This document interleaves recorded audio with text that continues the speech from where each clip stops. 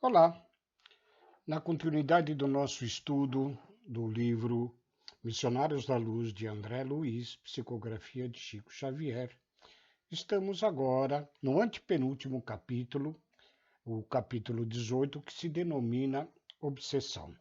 Para o esclarecimento inicial, obsessão é definida como toda e qualquer perturbação e ou perseguição persistente de alguém para com alguém. Nesse sentido, a obsessão, como muitos pensam dentro da própria doutrina espírita, que se dá de espíritos desencarnados para os espíritos encarnados. Na realidade, o processo de obsessão, ou seja, de incomodar alguém persistentemente, se dá entre encarnados com encarnados, desencarnados com desencarnados, os desencarnados com os encarnados e, o mais grave, nós encarnados obsidiando os desencarnados, ok? A este, a este capítulo, então, André Luiz, através de Alexandre, seu instrutor, nos traz uma série de esclarecimentos diante de alguns casos que são aqui analisados nesse episódio. Capítulo 18, Obsessão. A conselho de orientadores experimentados, o agrupamento a que Alexandre emprestava preciosa colaboração reunia-se em noites previamente determinadas para atender aos casos de obsessão. Era necessário reduzir tanto quanto possível a heterogeneidade vibratória do ambiente, o que compelia a direção da casa a limitar o número de encarnados nos serviços de benefício espiritual. Semelhante capítulo de nossas atividades impressionava-me fortemente, razão porque, depois de obter a permissão de Alexandre para acompanhá-lo neste trabalho, interroguei-o com a curiosidade de sempre. Alexandre, todo obsidiado é um médium na acepção legítima do termo? O instrutor sorriu e considerou. Médiuns, meu amigo, inclusive nós outros, os desencarnados, todos nós somos, em vista de sempre sermos intermediários do bem que procede do mais alto, quando nos elevamos, ou então portadores do mal colhido nas zonas inferiores, quando caímos em desequilíbrio. O obsidiado, André, porém, acima de médium de energias perturbadas, é quase sempre um enfermo, representando uma legião de doentes invisíveis ao olhar humano. Por isso mesmo, constitui em todas as circunstâncias um caso especial, exigindo muita atenção, prudência e carinho. Ou seja, no trato com os obsidiados é sempre necessário a prática evangélica de Jesus do amor ao próximo, certo? Lembrando as conversações ouvidas entre os companheiros encarnados, cooperadores assíduos do esforço de Alexandre e de outros instrutores, acrescentei. Pelo que me diz, Alexandre, compreendo as dificuldades que envolvem os problemas alusivos à cura. Entretanto, recordo-me do otimismo com que os nossos amigos encarnados comentam a posição dos obsidiados que serão trazidos a tratamento hoje. O generoso mentor fixou um sorriso paternal e observou. Eles, por enquanto, não podem ver senão o ato presente do drama multissecular de cada um.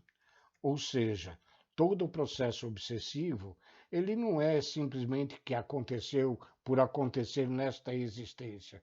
São processos de desentendimentos, desarmonias entre pessoas que acabam sendo colocadas em ambos os lados da vida, a material e a espiritual, mas através de séculos, muitas vezes. Há um livro de psicografia do Divaldo Pereira Franco, pelo espírito Vitor Hugo, que se chama Párias em Redenção.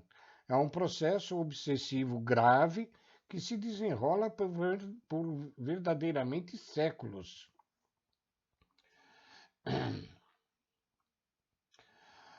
Não ponderam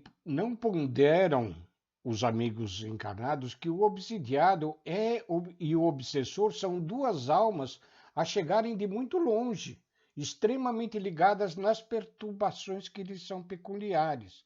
Nossos irmãos da carne procedem acertadamente, entregando-se ao trabalho com alegria, porque de todo esforço nobre resulta um bem que fica indestrutível na esfera espiritual.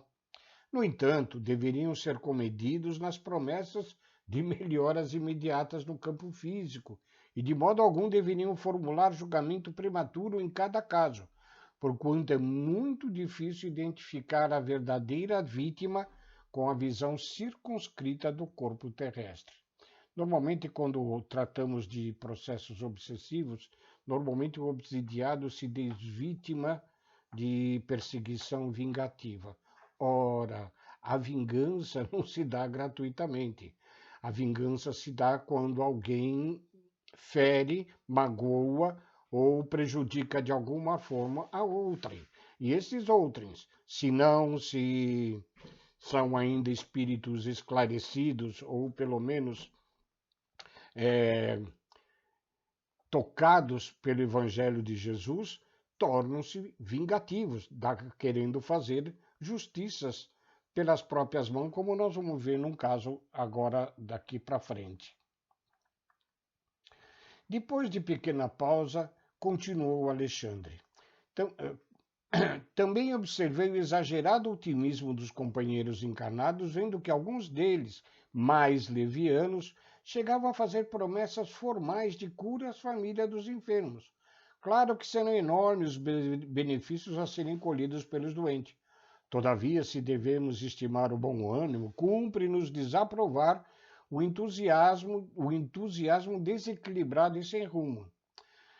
Alexandre, você já conhece todos os casos que vão aparecer colocados aqui nesta noite? Todos, responde Alexandre sem hesitar. Dos 5 casos que constituirão o motivo da nossa próxima reunião, apenas uma jovem revela possibilidades de melhora mais ou menos rápida. Os demais comparecerão simplesmente para socorro imediato, evitando agravo nas provas necessárias que eles têm que cumprir.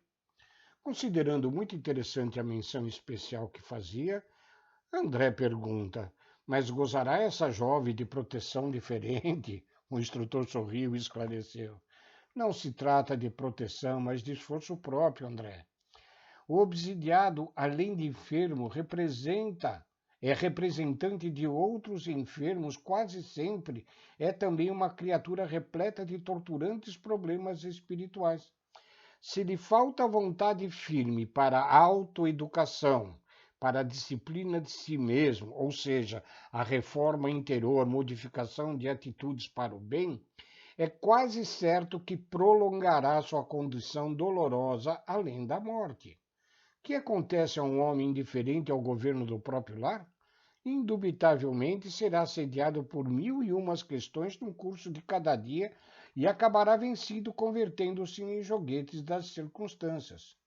Imagine agora você que esse homem indiferente esteja cercado de inimigos que ele mesmo criou, adversários que lhe espreitam os menores gestos, tomados de sinistro propósito na maioria das vezes.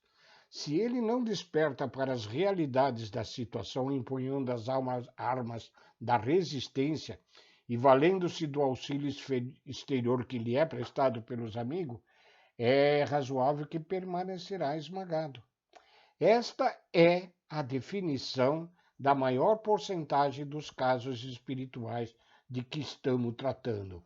Ou seja, a pessoa imprevidente cria, através de suas más atitudes, pessoas que se antipatizam com ela, criam inimizades, criam às vezes verdadeiros inimigos e, em reencarnando estas pessoas buscando justiça pelas próprias mãos, tentam persegui-lo e fazê-lo sofrer da mesma forma com que ele os fez sofrer, e assim ele, se não modifica suas atitudes, eles vão permanecer perseguindo até que o mal torne cansativo para ambos os lados. Não representa, porém, a característica exclusiva das obsessões de ordem geral. Existem igualmente os processos laboriosos de resgate em que depois de afastados os elementos da perturbação e da sombra, perseveram as situações expiatórias. Em todos os acontecimentos dessa ordem, porém, não se pode prescindir da adesão dos interessados diretos na cura. Se o obsidiado está satisfeito na posição do desequilíbrio em que ele se encontra, há que esperar o término da sua cegueira, a redução da rebeldia que lhe é própria ou o afastamento da ignorância que lhe oculta a compreensão da verdade. Ante obstáculos dessa natureza, embora sejamos chamados com fervor por aqueles que amam particularmente estes enfermos, nada podemos fazer senão semear o bem para a colheita do futuro, sem qualquer expectativa de proveito imediato. Esta é a condição da maior parte dos obsidiados aqui na Terra. O instrutor imprimiu ligeiro intervalo à conversação e, porque visse minha necessidade de esclarecimento, prosseguiu. A jovem a que me referi, André, está procurando a restauração das forças psíquicas por ela mesma. Tem lutado incessantemente contra as investidas das entidades malignas, mobilizando todos os recursos de que dispõe no campo da prece, do autodomínio, da meditação, da sua reforma interior. Ela não está esperando o milagre da cura sem esforço, e não obstante terrivelmente perseguida por seres inferiores, vem aproveitando toda espécie de ajuda que os amigos do nosso plano projetam em seu círculo pessoal. A diferença, pois, entre ela e os outros é a de que, empregando as próprias energias, entrará, embora vagarosamente, em contato com a nossa corrente auxiliadora, ao passo que os demais continuarão ao que tudo faz crer na impossibilidade dos que abandonam voluntariamente a luta edificante. Sem nos esforçarmos, a gente não sai das doenças, dos males que nos afligem, da obsessão. Compreendi a elucidação e esperei a noite do socorro aos obsidiados, como Alexandre designava esse gênero de serviço, noite de socorro aos obsidiados. Não decorreram muitos dias e, em companhia do instrutor, penetrei sumamente interessado o conhecido recinto.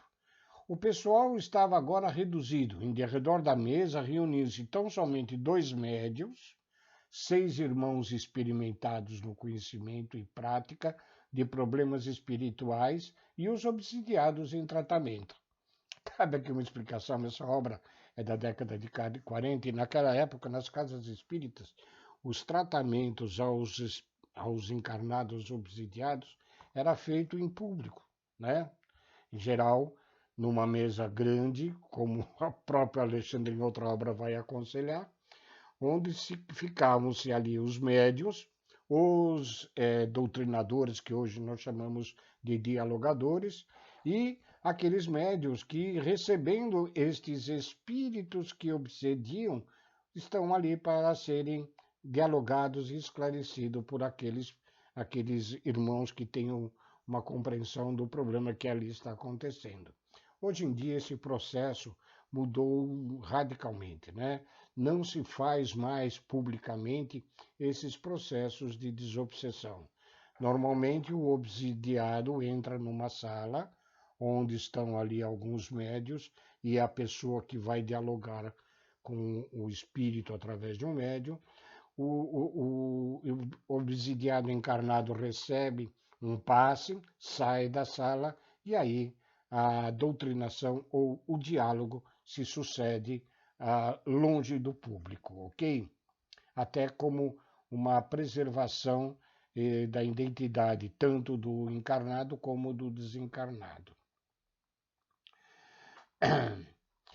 Os enfermos, continua André, em número de 5, apresentavam características especiais.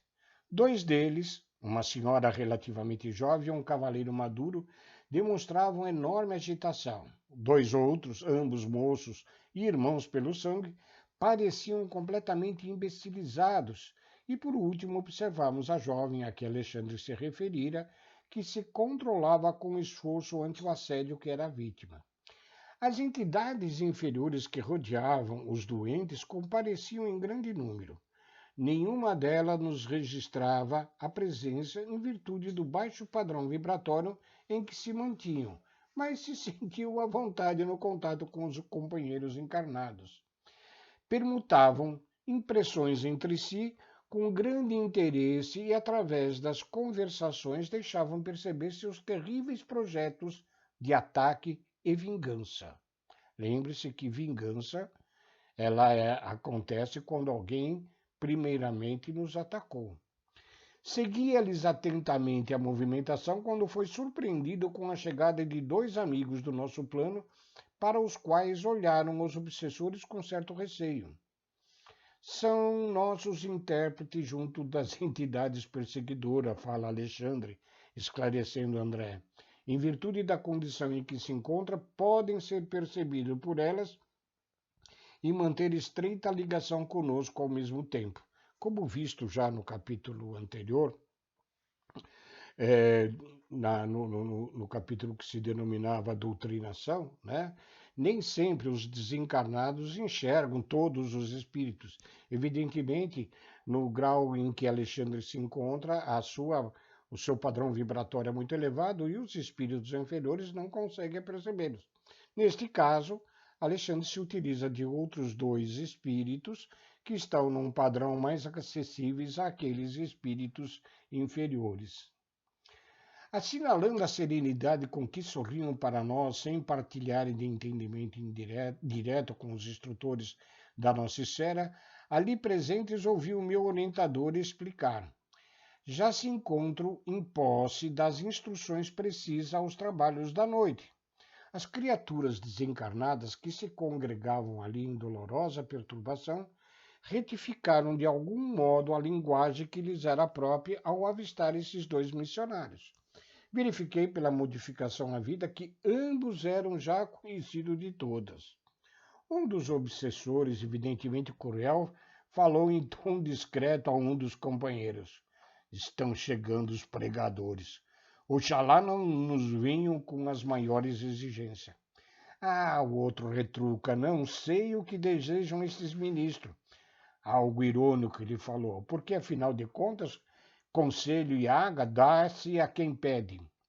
Pareceu-me que convidaram os da mesa a causar-nos até o esquecimento de nossos processos, nossos propósitos de fazer justiça pelas próprias mãos. Palavras ao vento leva, dizia o outro. A essa altura, os novos amigos entraram em palestra com as entidades da sombra, e um deles dirigiu-se em particular a uma senhora desencarnada em tristes condições que se ligava a um dos obsidiados em posição de idiotia e falou-lhes bondoso. Com que então minha irmã parece agora melhorada, mais forte, ainda bem. Ela explodiu em crise de pranto. Todavia prosseguiu o missionário sem qualquer inquietude. Acalme-se. A vingança agrava os crimes cometidos. Para restabelecer a felicidade perdida, minha amiga, é necessário esquecer todo o mal.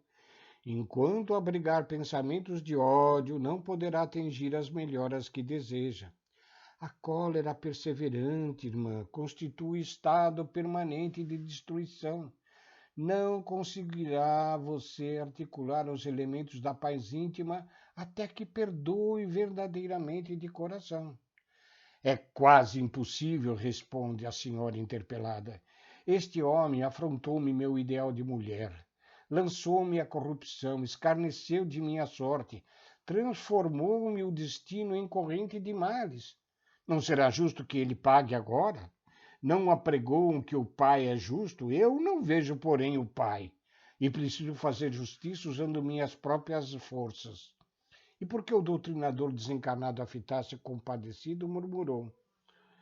A ele, né? A senhora diz, e se fosse o senhor a mulher? Ponha-se agora no meu lugar e pense como procederia. Prontificar-se-ia a desculpar os malvados que lhe atiraram lama ao coração? Cerraria as portas da memória a ponto de anestesiar os mais belos sentimentos do caráter? Não acredito. O senhor reagiria como eu estou reagindo agora. Há condições para perdoar. E as condições que eu imponho na qualidade de vítima são as de que o meu verdugo experimente também o sarcasmo da sorte. Ele infelicitou-me e voltou ao mundo. Preparou-se para uma vida regalada de considerações sociais. Titulou-se para conquistar a estima alheia. E o que me deve? Também eu, no outro tempo, não era digna de respeito geral. Não me candidatar a uma existência laboriosa e honesta com o firme propósito de servir a Deus? Eu, diz André, acompanhava a discussão com forte interesse, admirando o individualismo que caracteriza cada criatura, ainda mesmo além da morte do corpo. O intérprete da nossa esfera, contemplando-a sem irritação, observou: todas as suas considerações, minha amiga, são aparentemente muito respeitáveis. Todavia, em todos os desastres que nos ocorrem, devemos examinar serenamente a porcentagem de nossa coparticipação. Apenas em situações raríssimas poderíamos eximir de fato o título de vítimas. Na maioria dos acontecimentos dessa natureza, no entanto, temos a nossa parte de culpa. Não podemos evitar que a ave de rapina cruze os ares sobre a nossa fronte, mas podemos impedir que ela faça ninho em nossa cabeça. Nesse ponto, a interlocutora, parecendo melindrada, acentuou asperadamente: suas palavras são filhas da pregação religiosa, mas eu estou à procura de justiça. E com um riso irônico termina: aliás, da justiça pregoada por Jesus. O missionário não se exaltou ante o sarcasmo do gesto que acompanhou a observação ingrata e disse-lhe bondoso: ah, justiça! Quantos crimes se praticam no mundo em seu nome? Quantos homens e mulheres que, em procurando fazer justiça sobre si mesmo, nada mais fazem que incentivar a tirania do eu? Refere-se a irmã ao Divino Mestre? Que espécie de justiça reclamou o Senhor para ele quando vergava sobre a cruz? Nesse sentido, minha amiga, o Cristo nos deixou normas de que não deveremos esquecer. O mestre mantinha-se vigilante em todos os atos alusivos à justiça para os outros. Defendeu os interesses espirituais da coletividade até a suprema renunciação. Entretanto, quando surgiu a ocasião do seu julgamento, guardou silêncio e conformação até o fim. Naturalmente, não desejou o mestre, com semelhante atitude, desconsiderar o serviço sagrado dos juízes retos no mundo carnal, mas preferiu adotá-la estabelecendo o padrão de prudência para todos os discípulos de seu evangelho nas mais diferentes situações. Ao se tratar de interesses alheios, minha irmã, devemos ser rápidos na justificação legítima. Entretanto, quando os assuntos difíceis e dolorosos nos envolvem o eu, convém moderar todos os impulsos de reivindicações. Nem sempre a nossa visão incompleta nos deixa perceber a altura da dívida que nos é própria. E, na dúvida, é lista a abstenção. Acredita que Jesus tivesse algum débito para merecer a sentença condenatória? Ele conhecia o crime que se praticava, possuía sólidas razões para reclamar o socorro das leis. No entanto, preferiu silenciar e passar, esperando-nos no campo da compreensão legítima. É que o mestre, acima do olho por olho, das antigas disposições da lei, ensinou-nos o amai-vos uns aos outros, praticando-o invariavelmente. Confirmou a legalidade da justiça, mas proclamou a divindade do amor.